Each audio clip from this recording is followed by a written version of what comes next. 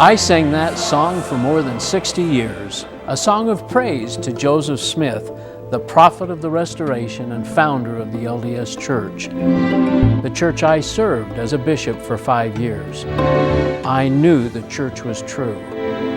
I was a faithful Latter-day Saint. My life has been built on certain truths, but wishing doesn't change the truth. Jesus said, "You shall know the truth, and the truth will make you free." When I finally learned the truth about the real history and doctrines of Mormonism, I realized that I was following the gospel of Joseph Smith and not the gospel of Jesus Christ.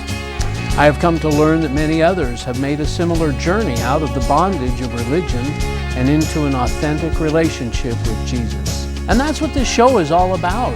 Courageous people who want to share their story, hoping that you, the viewer, will discover the same new life in Jesus. So if you're a Latter-day Saint who is struggling with questions or seeking a genuine encounter with the Savior, we invite you to join us tonight. We have a joyful message that we want to share with you.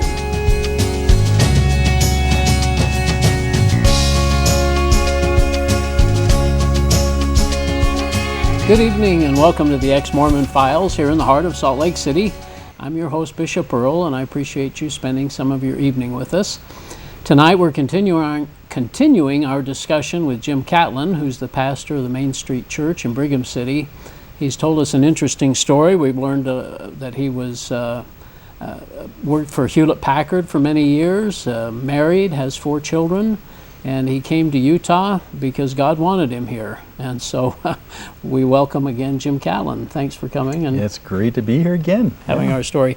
Yeah. One thing that I was interested, I know you also produced not only this show, but you also produced Polygamy, What Love Is This? Yeah, right. How has that been working with Doris Hanson? Oh, Doris is a kick, isn't she? Is she fun? Just a sweetheart. Yeah, we got involved in that because of the DVD the church did about polygamy, Lifting the Veil of and she was one of the dozen or so people that were interviewed on that, and she shared her heart with us at the time, saying, "I've always wanted to leave the job I'm doing and minister back to polygamous groups because that's where I came from." And so she did. She left her job. Such a heart for them. Yeah. Yeah, and it's fascinating because initially I said, "Well, Doris, now that you're free to do this, how do you find the polygamists?" Because short of Hilldale and Colorado City, the Short Creekers, it's like the rest of the polygamous community is deliberately hiding. Yeah. So how do you find them? How do you get these out? And I don't know. We wrestled with that a long time, and then boom, out of the blue comes a call from TV20, and then he says, "Do you want to have a TV show?" And we said, "Hey, there's one way to let people know how to make contact." And 7 years later, and 7 many years shows later. after. We didn't think we'd have 4 or 5 weeks of shows to do. It's like, what are you supposed to do now? Because that was back when Warren Jeffs was doing this thing. He was in the news.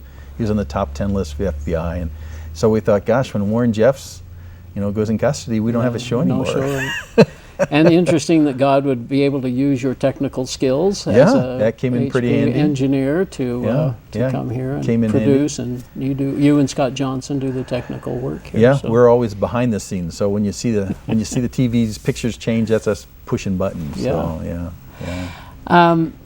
You live in Brigham City. Brigham City, right. And within the last couple of years, they've opened up a temple up there. They have indeed, 2012. Did you get to go through it? I went through it. Actually, I went through with an old HP friend of mine. He had since left HP and was working as a professor up at BYU, Idaho, Rick's College. And so he called me up and said, "I'm coming down. I'm going to go through the temple. You want to go with me?" And we said, "Sure."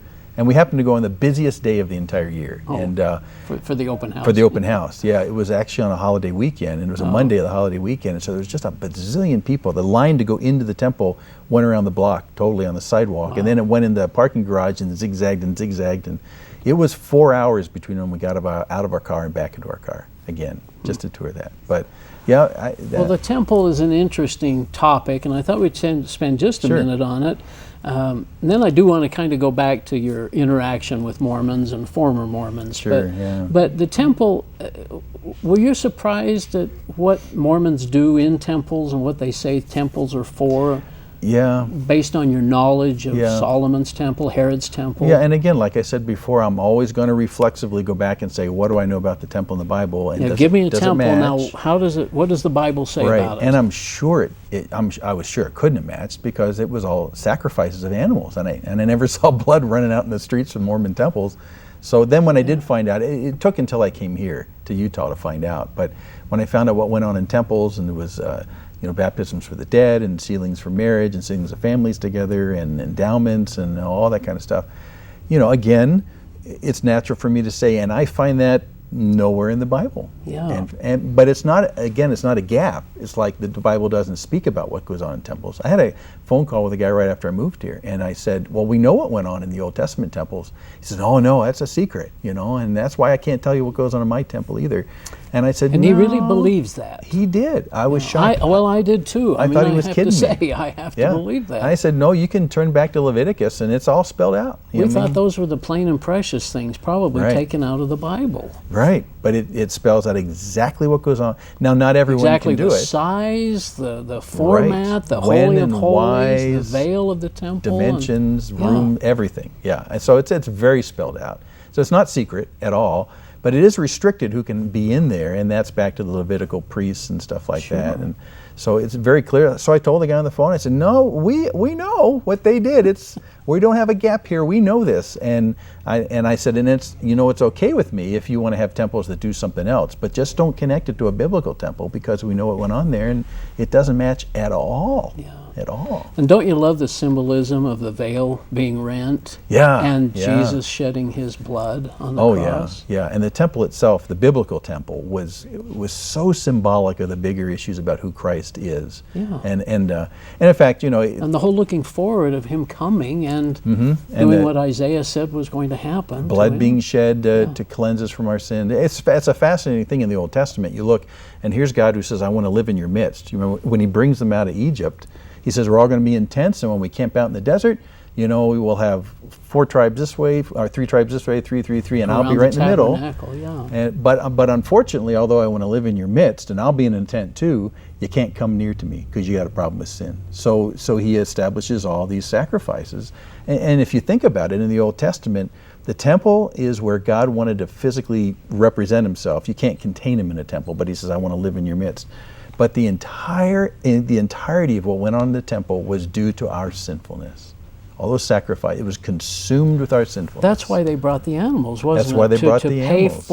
Was it to pay for their sins for the year sins. or something? Yeah. Or? So it was all about the inability of Israel to be able to come near to God because of their own sins. And so that was what the activity was consumed with. Now, you don't see that in Mormon temples either. Well, no, nothing about baptism for the dead, like you say, or marriages. Right, no marriages, no endowments. And no Masonic symbols and handshakes and all that stuff. And only one person passed through the veil. Yeah, the high priest. The high priest, once a year, very carefully controlled, and sprinkled the blood on what was the Ark of the Covenant. It was right inside that veil, and the blood would be sprinkled on this. It was really quite a stunning sight, I have to believe, because the Ark of the Covenant, you remember, Raiders of the Lost Ark. Yeah. It's a wooden box. It's completely covered with gold. It has some gold angels on it. And it was just pristine, until every year the high priest would come in and sprinkle blood on that. So here's this beautiful gold box that's got old blood sprinkled on it. And it actually looks like a pathway to God is paved with this blood of a sacrifice. The only way to come to God is through blood itself because of our sin. Yeah. As I came out of Mormonism and I started looking critically at everything, whether it was Masonry, the Temple, Book of Abraham, the changes in the Book of Mormon, right. Priesthood, the cross, grace, everything, the dominoes just kept falling. Did you had this background? Have former Mormons come to you with different things and explain some of this to you? Yeah, because when I first started having conversations in Utah with Mormons, and mostly on the phone, they'd call up angry at our DVDs. Oh, is that what? It was that pretty was your first frequent. interaction. And then emails started to pick up. But so you start the conversations. And again, here's Jim reflexively as an evangelical Christian saying, well, I'm going to measure this is what I read in the Bible, and this is what I read in the Bible. And most Mormons, all Mormons I talked to at the time had never read any of those things, like the Levitical rites for the temple, all that kind of stuff. Did you have to deal first with the fact that they didn't trust the Bible?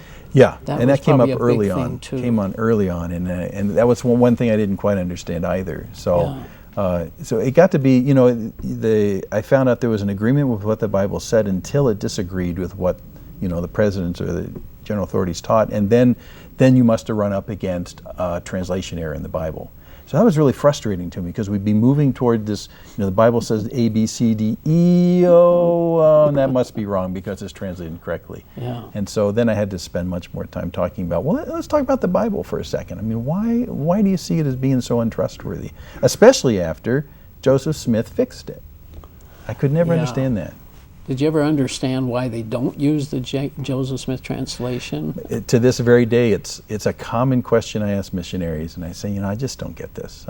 If he really changed it, brought it current. Right, here you've got a... and he says he finished the translation. And he says he finished it, yeah. And in fact, there is a church that publishes it. It's the RLDS, the Community of Christ. But it's in publication. That usually shocks people. So I thought, well, why does it that a church has a founding prophet, the founding prophet fixes the problems in the Bible that, Articles of Faith says it has these problems, he fixes it, and then they don't publish it. Does that, what?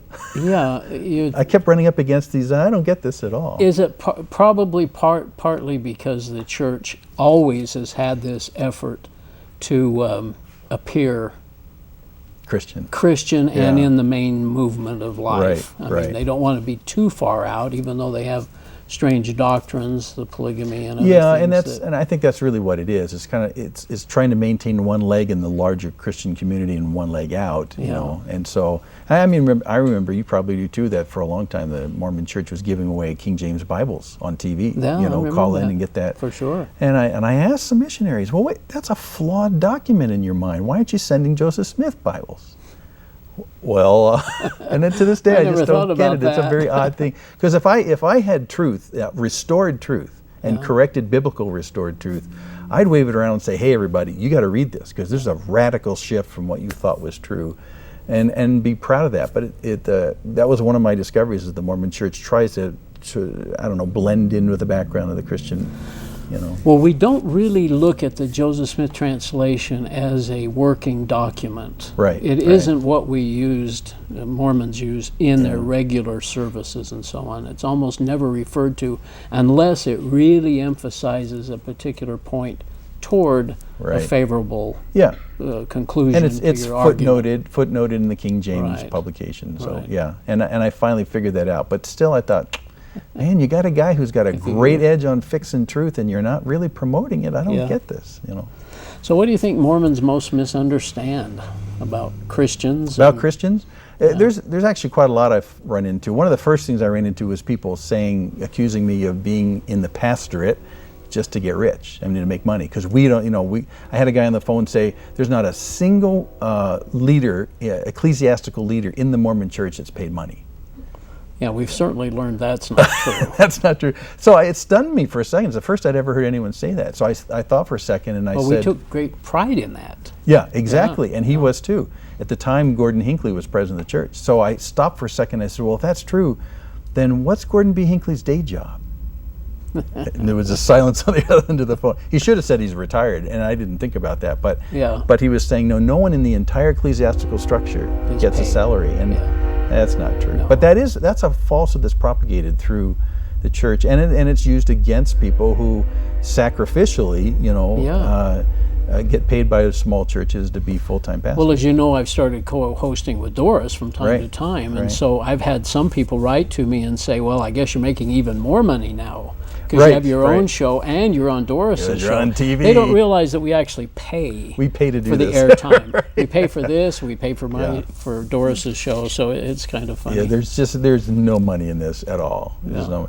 But if you want to get technical about it, there's a lot of money in the Mormon Church, and yes, there is. There's a high number of Mormons who are leaving the church because of City Creek Mall. There's a lot of money in that. It's very hard to figure out how a church can invest. What I've heard is $4 billion in a high-end fashion mall, and I get the investment side of it, but it's a church, and so I get frustrated by the talk of money, because the Mormon Church has a lot, and you think of we have very little money that went into the temples and so on. Yeah, well, exactly. I know you've probably interacted with a lot of Mormons, former Mormons. Any anecdotes or any little stories that you've thought of? Yeah, a couple. One guy called me once to get some DVD information, and I said, wait, while I got you on the phone, I got to ask you, how did it you came to leave the church? Because this was when I was first learning there were people leaving the church. I thought it was an impossibility when I first moved here. And he said, oh, it's a great story. He says, the word of wisdom is what got me out of the church. Oh. And I said, what, you wanted to drink? Is that what it was? He says, no. He says, my wife had horrible, debilitating migraine headaches. And he says, I went on the internet, found out that caffeine can really solve migraine headache problems. But, we can't drink coffee. That's against the word of wisdom. Even at the time, Pepsi and Coke were off the list, yeah, that's right. The caffeine thing. So he said, what I did was we went on vacation and left town, so there's none of my ward around, and we went into a restaurant, and my wife had this horrible migraine headache, and I thought, honey, we're going to order coffee with our dinner and test this. So he said we went in, we ordered coffee. He said, oh, it tasted horrible. Well, it's restaurant coffee. But he said, sure enough, she drank a cup of coffee, and her migraine was gone in under 10 minutes. Oh my we goodness. said, hey, how about that? And he said, we tried it several times on the trip, Kept and working. it worked every time, over and over and over. And so he said to himself, well, caffeine must be good. It kind of corroborates what I read on the internet. But coffee is actually good for my wife. So he said, it got me to wondering where the word of wisdom came from. So I started investigating how the word of wisdom came to be where it is. And he said, what I found out was that the word of wisdom started as a health advisory. Yeah. Not as a word of wisdom. A word of wisdom. Yeah. It was advice for healthy living. It wasn't one of the questions to get a temple recommend. Yeah. And so that came much later. And that was really the crux of the thing for him, because he said to himself, I suddenly realized that commandment was a man-made commandment. Boing. And then he said the next shoe to drop was, I wonder what the other things are that I do that are man-made. So he started investigating many of the other things he obeys, and he realized at the end, oh my gosh, I'm living in a man-made religion. So I left. Isn't that amazing? Isn't that amazing? Yeah. I know. So it was just, again, it's just when you slip into a critical thinking, and it's not Mormon bashing, and it's not anti-Mormonism. It's really saying, just facts. let me just weigh this for a second Yeah. and see where this commandment came from, Yeah. because I know that today if I drink coffee, I'm not going to get a temple recommend. Wow. Does that make sense? So just a little critical thinking. You don't have to be nasty about it, but some things just don't weigh out. Well, when I first started, it was all about Mormon literature. I was reading things that Mormons had written, and just realizing that there's a problem here somewhere. Yeah.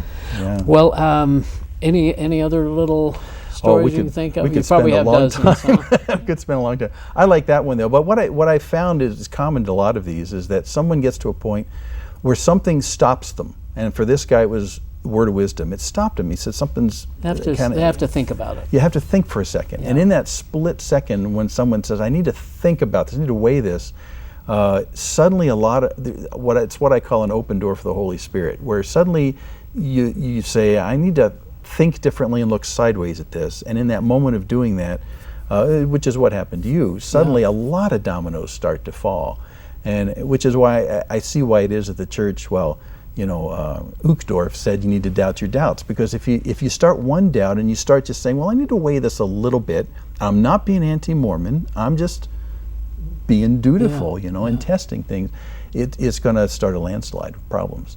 But that has happened with everyone I've talked to. Some trigger, and the different triggers are completely impossible to predict, and they're just all over the map, the triggers, but it brings them all to a common point where they say, I need to think about this for a second and test this. So. Well, we've heard from a number of people that we've interviewed, polygamy has affected a lot of people, and now the church has come out with essays that have corroborated the findings that Joseph Smith actually did marry women that were already married. Yeah, he married 14-year-olds. Disturbed a lot of people. Yeah. I've had people comment about Isaiah 9:6, because who's the mighty God, the everlasting Father, is Jesus. Right. And then the temple.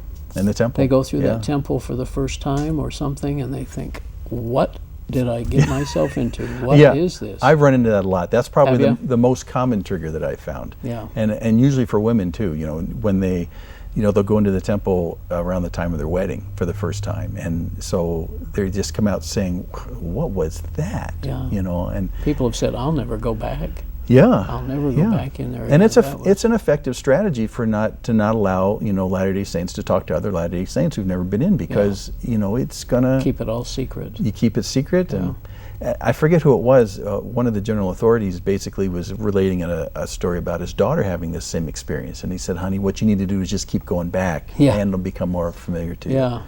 And I'm thinking, wow, if it's that weird. So it's a very common trigger, which is why I'll talk about that a lot with Mormons. I said, I don't want you to reveal what you've seen and heard there, but I want to tell you what's in the biblical temple, because you need to know it's radically different, radically different. Have you been to an LDS meeting? Yeah, several. Did you ever go to a fast and testimony meeting? Yes, I did. Yeah, that was the most recent one I went to. Yeah. Yeah. Well, that was kind of crazy, because we saw people get up and say some things that would just never be mentioned in a Christian church.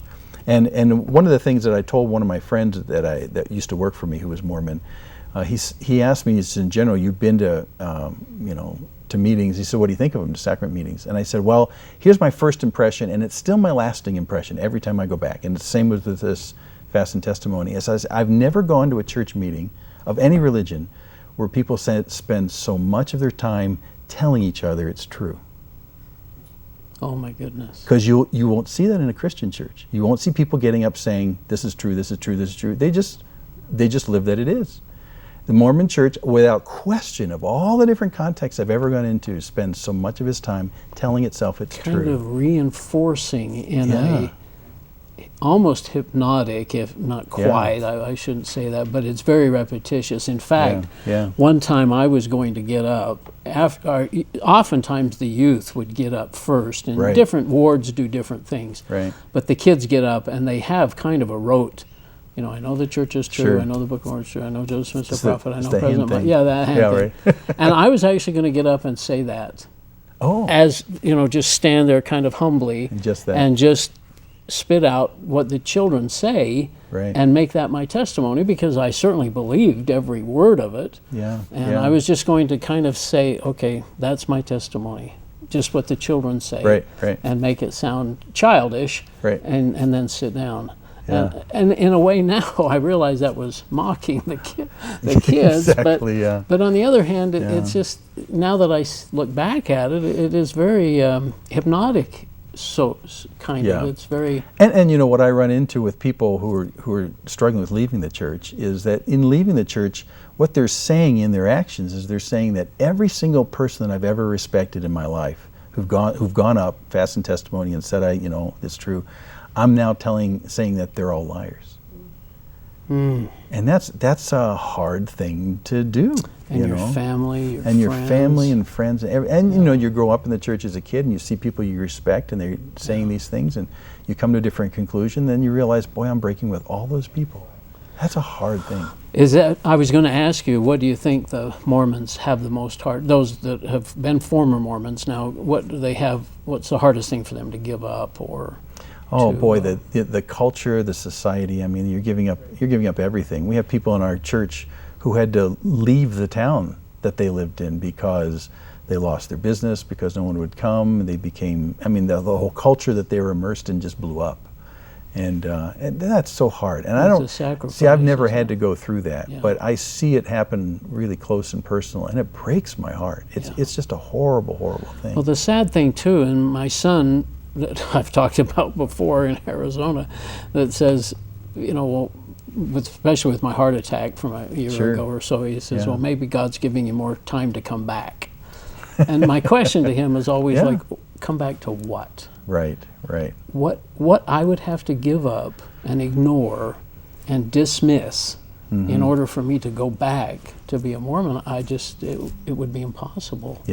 And so what I'm saying by that is, once the light switch goes on, once the critical thinking kicks in, you can't just walk back and say, okay, I'll forget this. It's kind of like you on the beach, God's talked to you, and you're going to remember that. From that point forward, things change. And so these people have to, when you're saying they're leaving towns and everything, and I've sacrificed family and friends, but I can't ignore what I know. I can't be a hypocrite. And I knew always how God felt about hypocrites. Oh, it's bad. Yeah.